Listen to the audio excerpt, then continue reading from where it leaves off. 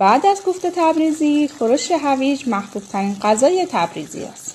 برای پخت این خورش مجلسی اول از همه یه پیاز درشت رو تو کمی روغن تفت میدیم تا سبک بشه. بعد هم بهش گوشت رو اضافه میکنیم که بهتره گوشت گوساله باشه و یه مقدار درشت‌تر از حالت معمول سود کنیم که بعد از پخت رخ خوبی داشته باشه. نمک و فلفل زردچوبه بهش اضافه میکنیم، آب جوش اضافه میکنیم و اجازه میدیم گوشت خوب بپزه. من برای پخت سریعتر گوشت از مولتی کوکر ویکتور استفاده کردم که هم زود پزه، هم آرام پزه، هم پلو پزه، هم ماسمنده و هم کلی کار دیگه براتون انجام میده. میتونید در پیجی که داخل کپشن براتون گذاشتم تهیه کنید.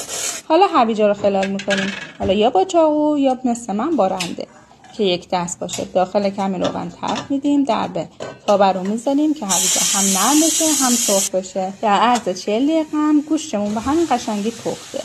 هویجا که کمی سرخ شد بهش کمی نمک اضافه میکنیم. یه قاشق رب هم داخل همون تابه تفت میدیم. یه مقدار از آب گوشت رو به هویجا اضافه میکنیم و گوشت رو کنار هویجا میچینیم. آلوی خورشی هم اضافه میکنیم با زعفرون فراخ. یک رو با هم که معاشرت کنن و در نتیجه همچین خورش هویج فوق العاده خوشمزه و مجلسی داریم. نوش جان.